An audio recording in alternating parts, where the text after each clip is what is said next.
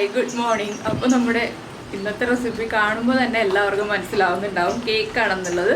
നമ്മുടെ ചക്ക കേക്കാണ് കേട്ടോ. നല്ല ടേസ്റ്റി ആയിട്ടുള്ള ചക്ക കേക്ക്. നിങ്ങളുടെ കയ്യിൽ ചക്ക ഉണ്ടെന്നുണ്ടെങ്കിൽ അല്ലെങ്കിൽ ചക്ക കിട്ടാൻ എന്തെങ്കിലും വഴി ഉണ്ടെന്നുണ്ടെങ്കിൽ ഉറപ്പായിട്ടും ചക്ക സംഘടിപ്പിച്ചോളൂ. നമുക്ക് കേക്ക് ഉണ്ടാക്കാം.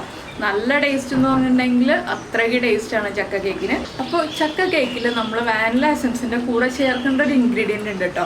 അത് നമ്മുടെ എല്ലാവരുടെയും വീട്ടിലുള്ള കാര്യം തന്നെയാണ്. അതും കൂടി ചേർത്താലാണ് കേക്ക് പെർഫെക്റ്റ് ആവുക, ആ നല്ലൊരു ടേസ്റ്റ് വരിക. അപ്പോൾ എന്തായാലും എല്ലാവരും ചക്ക കേക്ക് ഒന്ന് ഉണ്ടാക്കി നോക്കൂ. ഉണ്ടാക്കി നോക്കിയിട്ട് അഭിപ്രായം പറയാൻ മറക്കരുത്. നമ്മൾ ഇതിനു മുന്നേ കുക്കറിൽ ചക്ക കേക്ക് ഉണ്ടാക്കിയിട്ടുണ്ട്. അപ്പോൾ പലരും കമൻറ്റ് ചെയ്തിരുന്നു സ്റ്റീൽ പാത്രത്തിൻ്റെ കളർ മാറിപ്പോകുന്നു എന്നൊക്കെ പറഞ്ഞിട്ട്.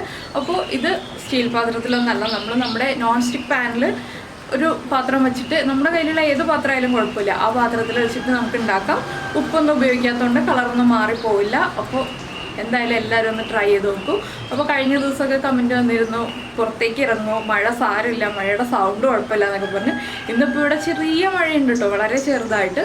അപ്പോൾ രാവിലെ ഒരു 7 മണി വരെയൊക്കെയാണ് മഴയുള്ളത്. ആ ഒരു സമയത്ത് നമ്മൾ ഇൻട്രോ എടുക്കാൻ വരുമ്പോൾ മഴ പ്രശ്നം വരുന്നതുകൊണ്ടാണ് അകത്തിരുന്ന് ഇൻട്രോ എടുത്തിരുന്നത്.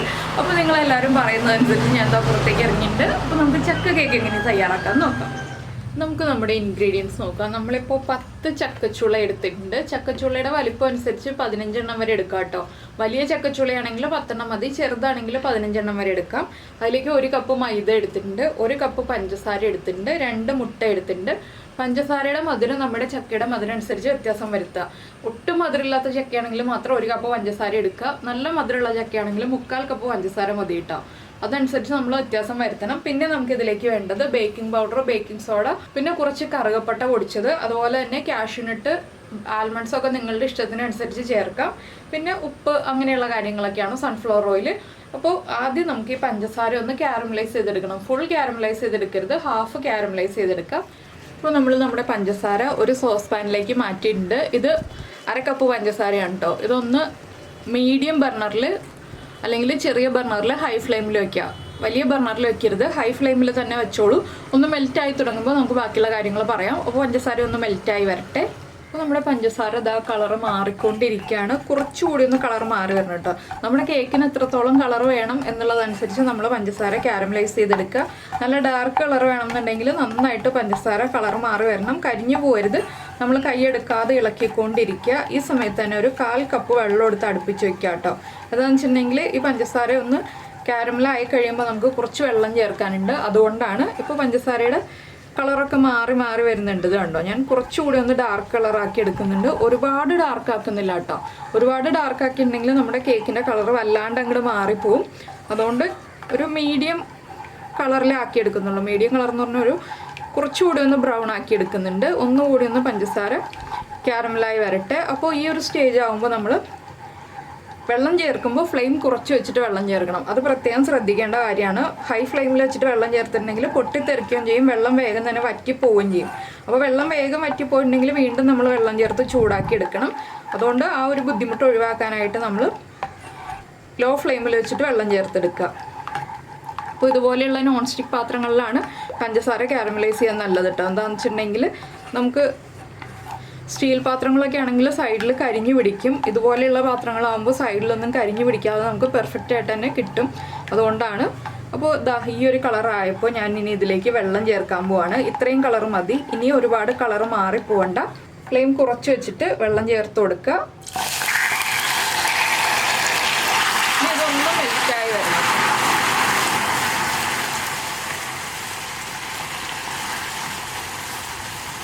ഇതൊന്ന് പതുക്കെ മെൽറ്റായി വരുമ്പോൾ നമുക്ക് ഫ്ലെയിം ഓഫ് ചെയ്യാം. എന്താണെന്ന് വെച്ചിട്ടുണ്ടെങ്കിൽ ഇത് ഒരുപാട് മെൽറ്റായി അങ്ങോട്ട് കുറുകി പോകരുത്. കുറുകി പോകുന്നതിന് തൊട്ട് മുന്നേ ഉള്ള ഭാഗത്തിൽ നമ്മൾ ഫ്ലെയിം ഓഫ് ചെയ്ത് വെക്കണം. ബാക്കിയുള്ള നമ്മുടെ മിക്സിംഗ് ഒക്കെ കഴിയുമ്പോൾ ഇത് ആഡ് ചെയ്യാൻ പാകത്തിന് ചൂട് മാറിയിട്ടുണ്ടാവണം. അതുകൊണ്ടാണ് നമ്മൾ ഇത് തന്നെ ആദ്യം ചെയ്ത് വെക്കുന്നത്. അപ്പോൾ ഈ പഞ്ചസാര ഒന്നുകൂടി ഒന്ന് ചൂടായി വരട്ടെ. ഇപ്പോൾ നമ്മുടെ ക്യാരമൽ തിക്കായിട്ടിരിക്കുന്നില്ലേ, അതൊന്ന് അലിഞ്ഞ് വരണം. അതിനുശേഷം നമ്മൾ ഫ്ലെയിം ഓഫ് ചെയ്ത് വെക്കണം. ഇത് ആദ്യം ചെയ്യണം കേട്ടോ. നമ്മളിപ്പോൾ നമ്മുടെ ക്യാരമൽ ചേർത്തിട്ടുള്ള ഏത് കേക്ക് ചെയ്യുകയാണെങ്കിലും, നമ്മളിപ്പോൾ പ്ലം കേക്കൊക്കെ ചെയ്യുകയാണെങ്കിലും ഈ ഒരു സ്റ്റേജ് ആദ്യം ചെയ്ത് വെച്ചാലേ നമുക്ക് കറക്റ്റായിട്ട് മിക്സ് ചെയ്യാൻ പറ്റുള്ളൂ. കേക്കിൻ്റെ മിക്സിങ് അല്ലെങ്കിൽ കറക്റ്റ് ആവില്ല. ചൂടോടുകൂടി മിക്സ് ചെയ്തിട്ടുണ്ടെങ്കിൽ പെർഫെക്റ്റ് ആവില്ല. അത് ചൂട് മാറാനാണ് നമ്മളിത് ആദ്യം ചെയ്ത് വെക്കുന്നത്. അപ്പോൾ ഇനി ഇതൊന്ന് മെൽറ്റായി വരട്ടെ. അപ്പോൾ നമ്മുടെ പഞ്ചസാരയൊക്കെ മെൽറ്റായി വന്നിട്ടുണ്ട്. ഞാൻ ഫ്ലെയിം ഓഫ് ചെയ്ത് മാറ്റി വയ്ക്കുകയാണ്. ഇനി നമുക്ക് നമ്മുടെ കേക്കിൻ്റെ മിക്സിങ് സ്റ്റാർട്ട് ചെയ്യാം. അപ്പോൾ നമ്മൾ നമ്മുടെ മിക്സിയുടെ ഒരു വലിയ ജാർ എടുത്തിട്ടുണ്ട്. തീരെ ചെറിയ ജാർ എടുക്കരുത്. ചെറിയ ജാറിൽ നമ്മൾ 1/2 കപ്പ് പഞ്ചസാര ബാക്കിയുള്ളതൊന്ന് പൊടിച്ചു വെക്കുക. വലിയ ജാർ എടുത്തിട്ട് അതിലേക്ക് 2 മുട്ട പൊട്ടിച്ചു വെക്കുക കേട്ടോ. ഇത് നമുക്ക് ബീറ്റർ ഉപയോഗിച്ചും ചെയ്യാം. ഞാൻ ബീറ്റർ ഇല്ലാത്ത ആളുകൾക്ക് ചെയ്യാൻ വേണ്ടിയിട്ടാണ് ഇതുപോലെ മിക്സിയിൽ ചെയ്ത് കാണിക്കുന്നത്. അതുപോലെ ഓവനിൽ ബേക്ക് ചെയ്യാം ഈ കേക്ക്. ഒരു 25 മുതൽ 30 മിനിറ്റ് വരെ 160 ഡിഗ്രിയിൽ ബേക്ക് ചെയ്തിട്ടുണ്ടെങ്കിൽ നമ്മുടെ കേക്ക് പെർഫെക്റ്റ് ആവും. അപ്പോൾ നമ്മുടെ മുട്ട ചേർത്തിട്ടുണ്ട്. മുട്ടയിലേക്ക് ഇനി നമ്മൾ പൊടിച്ചു വെച്ചിരിക്കുന്ന പഞ്ചസാര ഉണ്ടല്ലോ, ബാക്കിയുള്ള 1/2 കപ്പ് പഞ്ചസാര അത് ചേർത്ത് കൊടുക്കാം. അപ്പോൾ നമ്മൾ ആദ്യമേ കേക്ക് ടിൻ ഒന്ന് ഗ്രീസ് ചെയ്ത് വെക്കണം കേട്ടോ. കുറച്ച് സൺഫ്ലവർ ഓയിൽ ഒഴിച്ചിട്ട് ഒന്ന് ഗ്രീസ് ചെയ്യാം. സൺഫ്ലവർ ഓയിൽ ആദ്യം ഒന്ന് അപ്ലൈ ചെയ്ത് കൊടുക്കുക. അതിന് മുകളിലായിട്ട് നമ്മുടെ ബട്ടർ പേപ്പർ ഇട്ടിട്ട് കേക്ക് ടിൻ ഒന്ന് ഗ്രീസ് ചെയ്ത് വെക്കണം. അതിന് ശേഷം വേണം നമ്മൾ ഈ കേക്കിൻ്റെ പരിപാടികളെല്ലാം തുടങ്ങാനായിട്ട്. അപ്പോൾ നമ്മൾ പഞ്ചസാര പൊടിച്ചത് ചേർത്തിട്ടുണ്ട്. ഇതിലേക്ക് നമുക്കിനി 1 ടീസ്പൂൺ വാനില എസൻസ് ചേർത്ത് കൊടുക്കാം. 1/2 ടീസ്പൂൺ മതിയെന്നുണ്ടെങ്കിൽ 1/2 ടീസ്പൂൺ ചേർക്കാം കേട്ടോ. ഞാനിപ്പോൾ 1 ടീസ്പൂൺ ചേർക്കുന്നുണ്ട്. അതുപോലെ തന്നെ നമ്മൾ ചേർക്കുന്നത് നമ്മുടെ കറുകപ്പട്ട പഞ്ചസാര ചേർത്ത് പൊടിച്ചു വെച്ചിരിക്കുന്നതാണ്. ഇതൊരു 1/4 ടീസ്പൂൺ ചേർത്ത് കൊടുക്കാം. നല്ലൊരു ഫ്ലേവർ കിട്ടും നമ്മുടെ കേക്കിന്. അതിനാണ് ഈ കറുകപ്പട്ട ചേർക്കുന്നത്. കറുകപ്പട്ട ഇല്ലാന്നുണ്ടെങ്കിൽ ജാതിക്ക പൊടിച്ചത് ചേർക്കാം. ഇനി ഇതെല്ലാം ചേർത്ത് നമുക്കൊന്ന് ബീറ്റ് ചെയ്തെടുക്കാം. ഈ സമയത്ത് തന്നെ നമുക്ക് നമ്മുടെ ചക്ക ഉണ്ടല്ലോ, ചക്കയുടെ കുരുവെല്ലാം മാറ്റിയിട്ട് നമുക്കൊന്ന് അരച്ചെടുക്കാം കേട്ടോ. നന്നായിട്ട് അരയണം ചക്ക. അപ്പോൾ ഞാനിത് ആദ്യം ബീറ്റ് ചെയ്തെടുക്കട്ടെ. അപ്പോൾ നമ്മൾ നമ്മുടെ മുട്ടയും പഞ്ചസാരയും എല്ലാം ചേർത്തൊന്ന് നന്നായിട്ട് ബീറ്റ് ചെയ്തെടുത്തിട്ടുണ്ട്. ഓവറായിട്ട് മിക്സി ചൂടാവുന്ന അത്രയും ബീറ്റ് ചെയ്യരുത്, അപ്പോൾ മുട്ട പിരിഞ്ഞു പോവും. ഇനി നമുക്കിതിലേക്ക് 1/2 കപ്പ് സൺഫ്ലവർ ഓയിൽ തന്നെ വേണം കേട്ടോ. വേറെ ഓയിലുകളൊന്നും പറ്റില്ല. 1/2 കപ്പ് തന്നെ ചേർത്ത് കൊടുക്കുക. അപ്പോൾ ഞാനിപ്പോൾ 1/2 കപ്പ് സൺഫ്ലവർ ഓയിലും കൂടി ചേർക്കുകയാണ്. ഇനി ഇതൊന്ന് പൾസ് ചെയ്തെടുക്കുക. നന്നായിട്ട് ബീറ്റ് ചെയ്യേണ്ട, നമ്മളൊന്ന് ജസ്റ്റ് വിപ്പ് ചെയ്തെടുത്താൽ മതി. അപ്പോൾ സൺഫ്ലവർ ഓയിൽ നന്നായിട്ട് മിക്സ് ആയിക്കോളും. അതുപോലെ തന്നെ ഞാൻ ചക്ക അരച്ച് വെച്ചിട്ടുണ്ട്. അപ്പോൾ നമ്മൾ സൺഫ്ലവർ ഓയിൽ ചേർത്തൊന്ന് വിപ്പ് ചെയ്തെടുത്തു. ഇനി നമുക്കിതിലേക്ക് നമ്മൾ അരച്ച് വെച്ചിരിക്കുന്ന ചക്ക ഉണ്ടല്ലോ, ചക്ക ചേർത്ത് കൊടുക്കാം. ചക്ക നല്ല ഫൈനായിട്ട് അരിഞ്ഞ് കിട്ടിയിട്ടുണ്ട്. ഇതൊന്ന് ജസ്റ്റ് വിസ്ക് യൂസ് ചെയ്തിട്ട് മിക്സ് ചെയ്തെടുത്താലും മതി. എളുപ്പത്തിന് നമുക്ക് മിക്സിയുടെ ജാറിൽ തന്നെ ഒന്ന് ബീറ്റ് ചെയ്തെടുക്കാം. ബീറ്റ് ചെയ്യാന്ന് വെച്ചിട്ടുണ്ടെങ്കിൽ ബീറ്റ് ചെയ്യേണ്ട ആവശ്യമില്ല, ജസ്റ്റ് ഒന്ന് വിപ്പ് ചെയ്തെടുക്കാം കേട്ടോ. വിപ്പ് ചെയ്യുക അല്ലെങ്കിൽ പൾസ് ചെയ്യുക, നിങ്ങളുടെ മിക്സിയുടെ മോഡൽ ഏതാണോ ഉള്ളത് അതനുസരിച്ച് വിപ്പോ പൾസോ ചെയ്തെടുക്കുക. ഞാനിപ്പോൾ ജസ്റ്റ് ഒന്ന് പൾസ് ചെയ്തെടുക്കാൻ പോവുകയാണ്.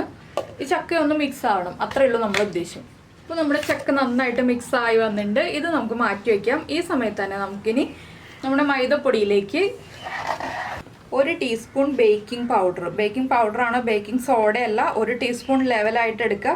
നമ്മളെപ്പോഴും കേക്ക് എടുക്കുമ്പോൾ എല്ലാം ലെവലായിട്ടുള്ള അളവിലെടുക്കുക. അതുപോലെ മെഷറിംഗ് കപ്സിലും മെഷറിംഗ് സ്പൂൺസിലും തന്നെ എടുക്കുക കേട്ടോ. അപ്പോഴേ പെർഫെക്റ്റ് ആവുള്ളൂ കേക്ക്. അതുപോലെ തന്നെ ഒരു 1/4 ടീസ്പൂൺ ബേക്കിംഗ് സോഡ, 1/4 ടീസ്പൂണിലും കൂടണ്ട. 1 പിഞ്ച് ഉപ്പും ചേർക്കുക. ഇനി ഇതൊരു 3 പ്രാവശ്യം നന്നായിട്ടൊന്ന് അരിച്ചെടുക്കുക. 3 പ്രാവശ്യം അരിച്ചെടുത്തിട്ട് വേണം നമുക്ക് നമ്മുടെ കേക്കിൻ്റെ മിക്സിലേക്ക് ആഡ് ചെയ്യാനായിട്ട്. നമ്മൾ ആദ്യം റെഡിയാക്കി വെച്ചിരിക്കുന്ന ചക്കയുടെ മിക്സ് ഉണ്ടല്ലോ, അതിലേക്ക് ആഡ് ചെയ്യാനായിട്ട്. അപ്പോൾ ഞാൻ അരിക്കുന്നതൊന്നും കാണിക്കുന്നില്ല, എന്താണെന്ന് വെച്ചാൽ എപ്പോഴും കാണിക്കാറുള്ള കാര്യങ്ങൾ തന്നെയാണ്. അപ്പോൾ നിങ്ങളൊരു 3 പ്രാവശ്യം അരിച്ചെടുത്തിട്ട് നമുക്ക് ബാക്കിയുള്ള കാര്യങ്ങൾ ചെയ്യാം. അപ്പോൾ നമ്മൾ ചക്ക ചേർത്ത് ബീറ്റ് ചെയ്ത മിക്സിലേക്ക് ഞാൻ ഒരു കാര്യം ചേർക്കാൻ വിട്ടുപോയി. നമ്മൾ ആദ്യം കാരമലൈസ് ചെയ്ത് വെച്ച പഞ്ചസാര ഉണ്ടല്ലോ, അത് നന്നായിട്ട് ചൂട് മാറി വന്നിട്ടുണ്ട്. അത് ഞാൻ ചേർത്ത് കൊടുക്കുകയാണ്. അതിനുശേഷം ഒന്നുകൂടി നമ്മളൊന്ന് വിപ്പ് ചെയ്തെടുക്കണം കേട്ടോ. ബീറ്റ് ചെയ്യേണ്ട, ജസ്റ്റ് ഒന്ന് വിപ്പ് ചെയ്തെടുത്താൽ മതി. ആ പഞ്ചസാര എല്ലാ ഭാഗത്തേക്കും ആയി വരാൻ വേണ്ടിയിട്ടാണ്. കളർ നമ്മുടെ കേക്കിന് കിട്ടണ്ടേ, അതിന് വേണ്ടിയിട്ടാണ്. അപ്പോൾ നിങ്ങൾ അവനിലാണ് കേക്ക് സെറ്റ് ചെയ്യുന്നതെങ്കിൽ ഒരു 180 ഡിഗ്രിയിൽ അവനൊന്ന് പ്രീ ഹീറ്റ് ചെയ്തോളൂ ഒരു 10 മിനിറ്റത്തേക്ക്.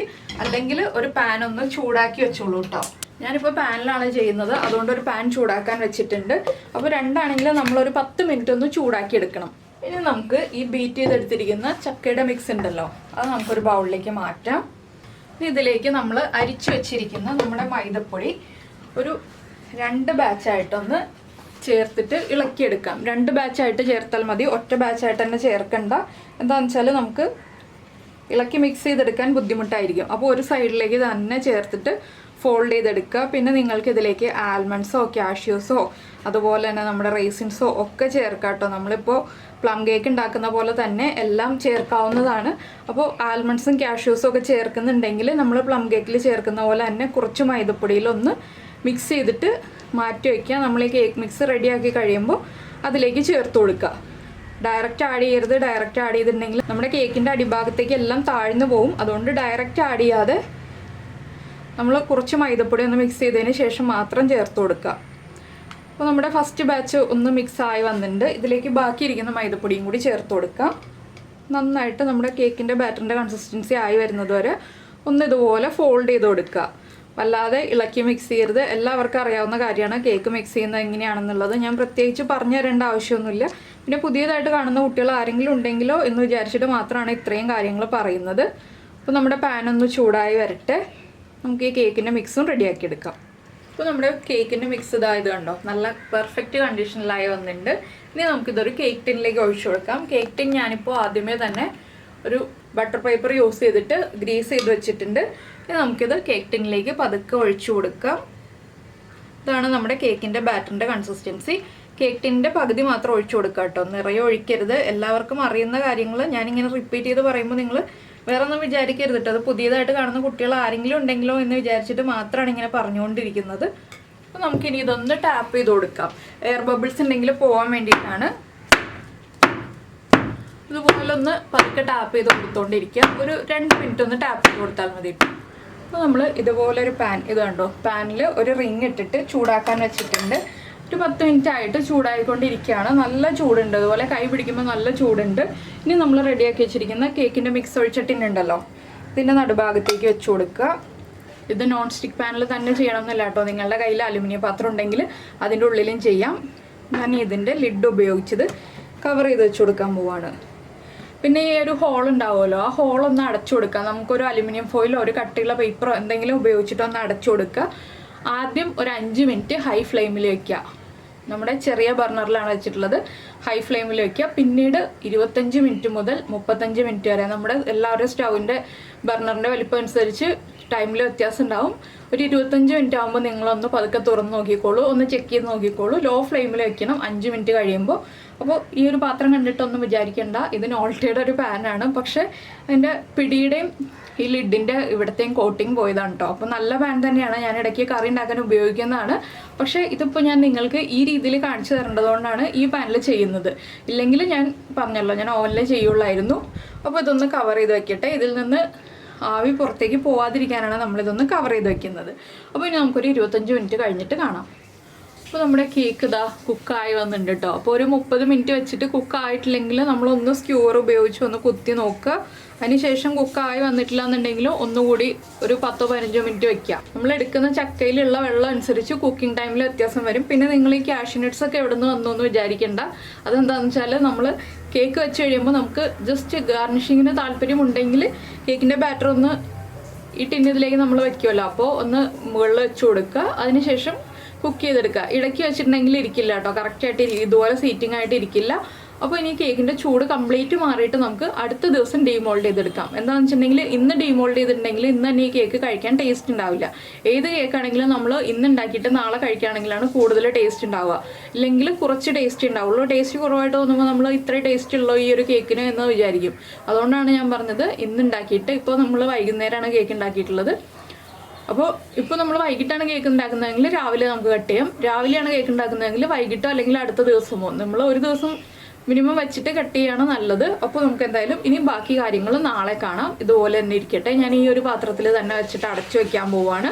അടുത്ത ദിവസം ആകുമ്പോൾ എങ്ങനെയുണ്ടെന്നുള്ളത് കട്ട് ചെയ്ത് കാണിക്കാം. ഇപ്പോൾ നമ്മുടെ കേക്ക് ചൂടൊക്കെ മാറി റെഡി ആയിട്ടുണ്ട്. ഞാൻ പറഞ്ഞല്ലോ, ഞാൻ തലേ ദിവസം കേക്ക് ഉണ്ടാക്കി വെച്ചിട്ട് അടുത്ത ദിവസമേ ഡീമോൾഡ് ചെയ്യുള്ളൂ എന്ന്. അപ്പോൾ ഇത് പിറ്റേ ദിവസമാണ് കേട്ടോ. അപ്പോൾ നമുക്കിത് ഡീമോൾഡ് ചെയ്തെടുക്കാം.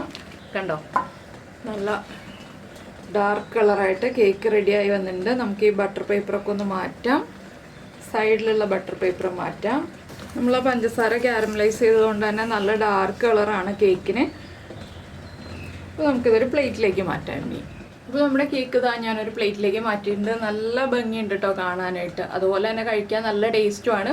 അപ്പോൾ നിങ്ങൾ വിചാരിക്കും ഞാൻ കാഷ്യൂ നട്ടൊക്കെ വെച്ച് ഡെക്കറേറ്റ് ചെയ്തിട്ട് എന്താണ് ഇത് കമിഴ്ത്തി വെച്ചിരിക്കുന്നതെന്ന്. അപ്പോൾ കേക്ക് താഴ്ന്നു പോയത് നിങ്ങളെല്ലാവരും കണ്ടതാണല്ലോ. എന്താണെന്ന് വെച്ചാൽ എൻ്റെ ഈ ഒരു കേക്ക് ടിന്നിൽ ഏത് കേക്ക് ഉണ്ടാക്കിയാലും, ഇപ്പോൾ നമ്മുടെ സ്പോഞ്ച് കേക്ക് ഉണ്ടാക്കിയാലും ചോക്ലേറ്റ് കേക്ക് ഉണ്ടാക്കിയാലും ഏത് കേക്ക് ഉണ്ടാക്കിയാലും ഇതിന് മുന്നേ ഉള്ള റെസിപ്പികളൊക്കെ കണ്ടവർക്ക് എല്ലാവർക്കും അറിയാം. കേക്ക് ഉണ്ടാക്കിയിട്ടുണ്ടെങ്കിൽ ഈ ഒരു ടിന്നിൽ വെച്ചിട്ടുണ്ടെങ്കിൽ അത് താഴ്ന്നു പോകും.